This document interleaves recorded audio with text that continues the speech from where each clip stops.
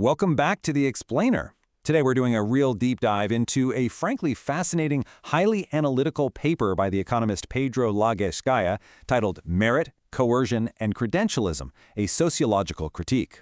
Now, right off the bat, we're leaving modern politics at the door. We're going to treat this as a proper academic lecture, looking strictly at the structural and economic mechanics of how society actually rewards people. So no taking sides today. We're just looking at the concept of meritocracy through the incredibly sober, clear lens of sociology and economics. Okay, let's dive into this. When we usually argue about meritocracy, we tend to start with a really heavy moral assumption, right? We immediately ask, well, who deserves what? But Gamaya argues that this question is, well, it's simultaneously way too moral and way too narrow to actually be useful. It assumes we can just judge who gets what based on some external standard of worthiness without ever understanding the underlying mechanics. So for this explainer, we're shifting that focus. We're going to step back and ask a much more fundamental, structural question. How are resources actually acquired in a social order to begin with? Here is our syllabus for today. It's a packed one. We're going to rethink the meritocracy debate, compare economic versus political means, and unpack unequal starts and inheritance. After that, we'll look at the rise of credentialism, critique progressive meritocracy, and wrap up with the principles of genuine meritocracy. All right, Section 1, Rethinking the Meritocracy Debate. To really grasp this economic framework, we have to perform a bit of a strategic methodological retreat. Basically, we have to separate the idea of merit from moral psychology. The absolute crucial point here is that merit is just a measure of contextual excellence. Saying someone has merit is absolutely not some divine judgment of their soul's total value. It's just a relational, functional concept. It literally just means they demonstrate superior skill in one highly specific practice. Think of a surgeon, right? A surgeon who operates with greater skill has merit as a surgeon. A jurist who argues with greater rigor has merit as a jurist. It's entirely multidimensional. You can have incredibly high technical merit, but, terrible moral merit, or high intellectual merit, but low economic merit. It is entirely contextual. Moving right along to Section 2, Economic versus Political Means. This brings us to a foundational sociological distinction that frames this entire paper. The sociologist Franz Oppenheimer famously separated resource acquisition into two complete opposite poles. The first is what he called economic means. This is when you acquire resources through your own labor and through the equivalent voluntary exchange of that labor with others. In this sphere, every transfer assumes a counterpart. You give something to get something. The value of your work isn't just declared from on high by a central authority. It's decentralized. It's pluralistically tested by free individuals making their own choices in the market. On the completely opposite side of the spectrum, we have political means. This is resource acquisition through the uncompensated appropriation of others' labor. The transfer here is entirely unilateral. Whoever gets the resource doesn't deliver an equivalent counterpart. Instead, they impose, dictate, or confiscate, whether that's through direct coercion, regulatory monopolies, or bureaucratic capture. It's a really stark contrast, right? Voluntary trade on one hand, unilateral imposition on the other. Now, what's really interesting about this is a major misconception that completely poisons this debate. People constantly confuse the word voluntary with gratuitous, meaning free of cost. Listen, when an exchange is voluntary, it simply means it's non-coercive. No one is holding a literal gun to your head. But that absolutely does not mean the exchange is free of sacrifice or opportunity costs or physical wear and tear. A worker selling their labor or an entrepreneur risking their life savings are making voluntary exchanges, for sure, but they carry massive real-world costs. Gaia calls complaining about the basic fact that life requires effort a nirvana fallacy. You can't argue against the fatic circumstances of existence, you can only argue against coercion. Which brings us to Section 3, Unequal Starts and Inheritance.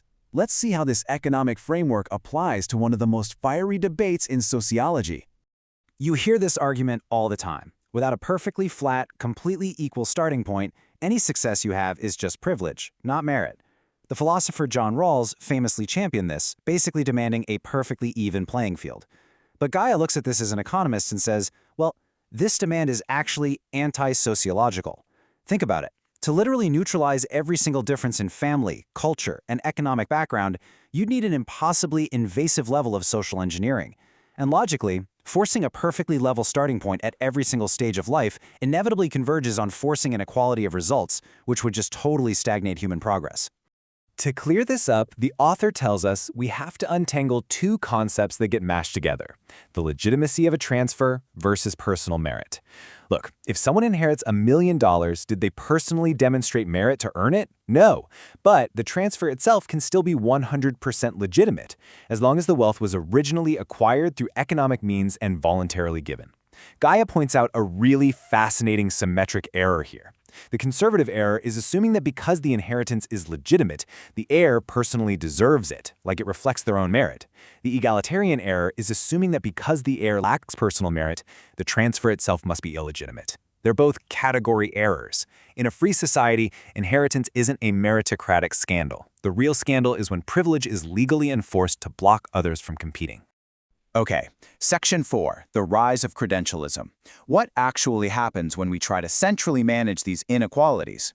Well, we see a massive shift. Merit assessment moves from the economic sphere straight into the political bureaucratic sphere. And this perfectly illustrates the famous epistemological problem laid out by the economist Friedrich Hayek. When you move validation away from a decentralized market and hand it to a centralized bureaucracy, you fundamentally change what is being measured. The market uses millions of independent choices to discover contextual value, but a central committee, they can only measure what they know how to measure. So by its very nature, it stops rewarding real-world excellence and just starts rewarding conformity to its own sanctioned criteria. I mean, have you ever felt exactly that way at a corporate job? Checking boxes instead of doing good work? The sociological fallout from this is intense. Drawing on scholars like Randall Collins and Michael Sandel, Gaia outlines the consequences.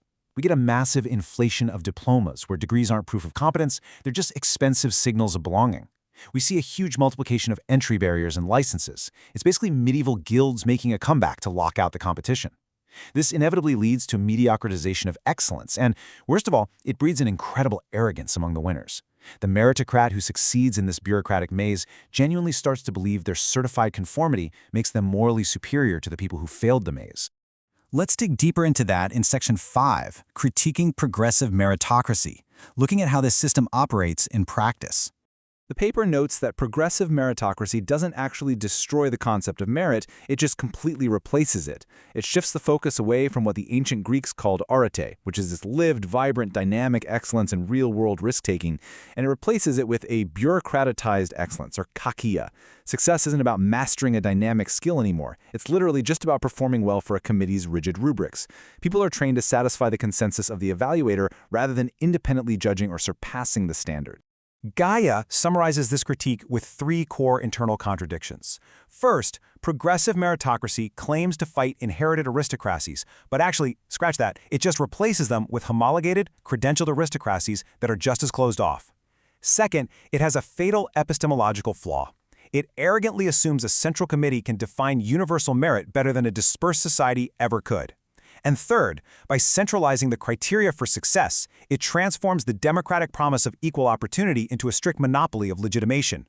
Simply put, whoever controls the criteria controls the doors. Finally, Section 6, Principles of Genuine Meritocracy. How on earth do we fix this? Gaia proposes 4 sober principles for a truly open, realistic meritocratic order, one that doesn't rely on micromanagement or impossible social engineering. Step 1 is formal equality, just strict equality before the law, no state-granted privileges. Step 2 is institutional openness. This means the actual freedom to enter professions without artificial credential barriers or legal monopolies blocking your way. Step 3, plurality of criteria. We have to recognize that the merit of a brilliant entrepreneur, an artist, and a scientist are all completely different. We cannot reduce human excellence to a single bureaucratic metric.